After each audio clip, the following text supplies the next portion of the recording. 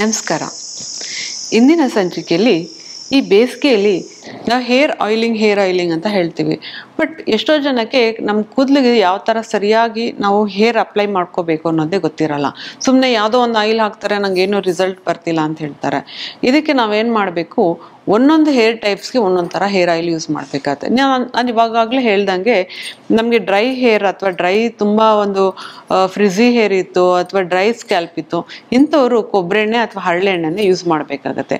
ನಾನು ಈಗಾಗಲೇ ಹೇಳ್ಕೊಟ್ಟಿರೋಂಗೆ double boiling ಮುಖಾಂತರ ಈ ಕೊಬ್ಬರಿ ಎಣ್ಣೆನ ಅಥವಾ ಹರಳೆಣ್ಣೆನ ನಾವು ಎರಡನ್ನೂ ಸೇರಿಸಿ ಮಿಕ್ಸ್ ಮಾಡಿಕೊಂಡು ಇದನ್ನು ಹತ್ತಿ ಸಹಾಯದಿಂದ ಬುಡಕ್ಕೆಲ್ಲ ಹಚ್ಚಬೇಕು.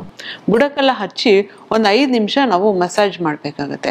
ಯಾರಿಗೆಲ್ಲ ನಂಗೆ ಆಲ್ರೆಡಿ ಬಾಲ್ಡ್ನೆಸ್ ಸ್ಟಾರ್ಟ್ ಆಗ್ತಾ ಇದೆ, ಮುಂದೆ ಈಗ ಬಾಲ್ಡ್ನೆಸ್ ನಂಗೆ ಆಲ್ರೆಡಿ ಸ್ಟಾರ್ಟ್ ಆಗ್ತೀರಿ 40 ವರ್ಷದಲ್ಲಿ ಅಂತ ಹೇಳೋ ಹೆಣ್ಮಕ್ಳು ಏನು ಮಾಡಬೇಕು, ಡರ್ಮಾ ರೋಲರ್ ಅಂತ ಸಿಗುತ್ತೆ.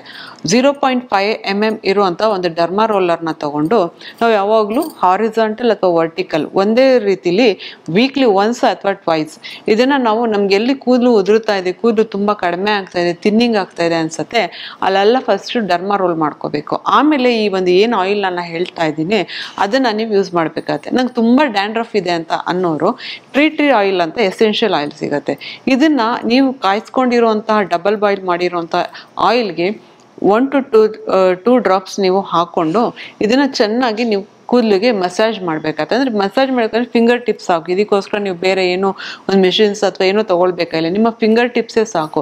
ಯಾವಾಗ ನೀವು ಫಿಂಗರ್ ಟಿಪ್ಸಿಂದ ನೀವು ಚೆನ್ನಾಗಿ ಮಸಾಜ್ ಕೊಡ್ತೀರಾ, ಬ್ಲಡ್ ಸರ್ಕ್ಯುಲೇಷನ್ ಚೆನ್ನಾಗಿ ಆಗ್ತಾ ಹೋಗುತ್ತೆ. ಇದರಿಂದ ಯಾವಾಗ ಬ್ಲಡ್ ಸರ್ಕ್ಯುಲೇಷನ್ ಚೆನ್ನಾಗಾಗತ್ತೆ, ನಿಮ್ಮ ಹೇರ್ ಫಾಲ್ ಕೂಡ ನಿಲ್ಲುತ್ತೆ, ಕೂದಲು ದಟ್ಟವಾಗಿ ಸೊಂಪವಾಗಿ ಬೆಳೆಯೋಕ್ಕೆ ಸ್ಟಾರ್ಟ್ ಆಗುತ್ತೆ, ಮತ್ತು ಹೊಸ ಬೇಬಿ ಹೇರ್ ಕೂಡ ನಿಮಗೆ ಗ್ರೋತ್ ನೀವು ಕಾಣಿಸ್ಬೋದು. ಸೊ ಇವಾಗ ಏನು ಮಾಡ್ತೀರಾ, ನೀವು ಚೆನ್ನಾಗಿ ಹೇರ್ ಮಸಾಜ್ ಮಾಡಿದ್ಮೇಲೆ ಕೂದಲಿಗೆ ಸ್ಟೀಮ್ ಕೊಡಬೇಕು. ಮನೇಲಿ ಸ್ಟೀಮ್ ಇದೆ ಅಂತ ಅನ್ನೋರು ಸ್ಟೀಮ್ ಕೊಡ್ಬೋದು.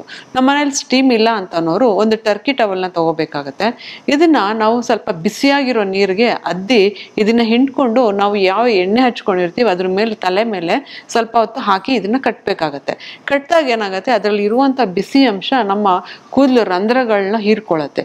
ಯಾವಾಗ ಕೂದಲು ರಂಧ್ರಗಳು ಹೀರ್ಕೊಳ್ಳುತ್ತೆ, ನೀವು ಹಾಕಿರೋ ಆಯಿಲ್ ಅದು ಚೆನ್ನಾಗಿ ಅಬ್ಸರ್ವ್ ಮಾಡುತ್ತೆ, ಮತ್ತು ಕೂದಲು ಬುಡ ಕೂಡ ತುಂಬ ಚೆನ್ನಾಗಿ ಆಯಿಲ್ನ ಅಬ್ಸರ್ವ್ ಮಾಡಿಕೊಂಡು ಹೇರ್ ಗ್ರೋತ್ ಅಥವಾ ನಿಮಗೆ ಯಾವುದೇ ಥರ ಹೇರ್ ಸಮಸ್ಯೆಗಳಿದ್ರೂ ಇದರಿಂದ ಆಚೆ ಬರ್ಬೋದು. ಓಕೆ, ನನಗೆ ಇವಾಗ ತುಂಬ ಆಯಿಲಿ ಸ್ಕಿನ್ ಇದೆ ಅಥವಾ ಆಯಿಲಿ ಹೇರ್ ಇದೆ, ಇದಕ್ಕೆ ಏನು ಪರಿಹಾರ ಅಂತ ಅಂದರೆ ಇದಕ್ಕಾಗಿ ನೀವು ಒಹೋಬಾ ಆಯಿಲ್ ಯೂಸ್ ಮಾಡ್ಬೋದು, ಆಲ್ಮಂಡ್ ಆಯಿಲ್ ಯೂಸ್ ಮಾಡ್ಬೋದು. ಇದಕ್ಕೆ ನೀವು ಏನು ಮಾಡಬೇಕಾಗತ್ತೆ, ಸ್ವಲ್ಪ ರೋಸ್ಮೆರಿ ಆಯಿಲ್ನ ನೀವು ಇದಕ್ಕೆ ಹಾಕ್ಕೊಂಡು ಇದನ್ನು ನೀವು ಚೆನ್ನಾಗಿ ತಲೆ ಮಸಾಜ್ ಮಾಡಿಕೊಂಡು ನಾನು ಈಗಾಗಲೇ ಹೇಳಿರೋ ರೀತಿ ಸ್ಟೀಮ್ ಮಾಡಿಕೊಂಡು ಸ್ವಲ್ಪ ಹೊತ್ತು ಬಿಟ್ಟು ಒಂದು ಅರ್ಧ ಗಂಟೆ ಬಿಟ್ಟು ನೀವು ಸ್ನಾನ ಮಾಡ್ಬೋದು. ಇಲ್ಲ ರಾತ್ರಿ ಪೂರ್ತಿ ನಾನು ಈ ಆಯಿಲ್ನ ನಾನು ಕ್ಯಾರಿ ಓವರ್ ಮಾಡ್ತೀನಿ ಅಂತ ಅನ್ನೋರು ಇದನ್ನು ಮಾಡ್ಕೋಬೋದು. ಮತ್ತು ನನ್ನ ಕೂದಲು ತುಂಬ ತಿನ್ನಿಂಗ್ ಆಗ್ತಾ ಇದೆ, ನಂಗೆ 35ರಿಂದ 40 ವರ್ಷ ಆಯಿತು, ಅಥವಾ ಹಾರ್ಮೋನ್ ಸಮಸ್ಯೆ ಇದೆ, ನನ್ನ ಕೂದಲು ತುಂಬ ಮೊದಲಷ್ಟು ದಟ್ಟವಾಗಿಲ್ಲ, ಬೌನ್ಸ್ ಕಾಣಿಸ್ತಾ ಇಲ್ಲ, ವಾಲ್ಯೂಮ್ ಇಲ್ಲ ಅಂತ ಅನ್ನೋರು ಮೊರಿಂಗಾ ಅಂದರೆ ನುಗ್ಗೆ ಸೊಪ್ಪಿನ ಸಹಾಯದಿಂದ ಇವರು ಏನು ಮಾಡ್ಬೋದು, ಒಂದು ಮಾಸ್ಕ್ನ ತಯಾರು ಮಾಡ್ಕೋಬೇಕಾಗತ್ತೆ. ಇದಕ್ಕೆ ಬೇಕಾಗಿರುವಂಥದ್ದು 2 ಕೈ ಹಿಡಿಯಷ್ಟು ನುಗ್ಗೆ ಸೊಪ್ಪು ಮತ್ತು 1 ಕೈ ಹಿಡಿಯಷ್ಟು ಕೊತ್ತಂಬರಿ ಸೊಪ್ಪು. ಹೌದು, ಕೊತ್ತಂಬರಿ ಸೊಪ್ಪು ಏನು ಮಾಡುತ್ತೆ, ನಮ್ಮ ಕೂದಲನ್ನ ಒಂದು ದಟ್ಟವಾಗಿ ಬೆಳೆಯೋಕ್ಕೆ ಸಹಾಯ ಮಾಡೋದಲ್ದೇ ಕೂದಲು ಬುಡದಿಂದ ಹೊಸ ಕೂದಲು ಬರೋದಕ್ಕೆ ಅಥವಾ ಕೂದಲು ವಾಲ್ಯೂಮೈಸಿಂಗ್ ಕೊಡೋಕ್ಕೆ, ಕೂದಲು ತಿಕ್ಕಾಗಿ ಬೆಳೆಯೋಕ್ಕೆ ಇದು ಸಹಾಯ ಮಾಡುತ್ತೆ. ಸೊ ಇದಕ್ಕಾಗಿ ನೀವೇನು ಮಾಡಬೇಕಂದ್ರೆ ಈ ಎರಡನ್ನೂ ಒಂದು ಪ್ಯಾಕ್ ಅಂದರೆ ರುಬ್ಬಿ ಒಂದು ಪ್ಯಾಕ್ ಥರ ಮಾಡಿ ನಿಯಮಿತವಾಗಿ ವಾರಕ್ಕೆ 1 ಸತಿ ಅಥವಾ 2 ಸಲ ನೀವು ಹಚ್ತಾ ಬಂದರೆ ನಿಮಗೇನೆ ಅಟ್ಲೀಸ್ಟ್ 1 ಮಂತಲ್ಲಿ ನಿಮಗೆ ಒಳ್ಳೆ ರಿಸಲ್ಟ್ನ ನೀವು ನೋಡ್ಬೋದು. ಇಷ್ಟು ಹೇಳಿ ಇಂದಿನ ಎಪಿಸೋಡನ್ನು ಮುಗಿಸ್ತಾ ಇದ್ದೀನಿ. ನಮಸ್ಕಾರ.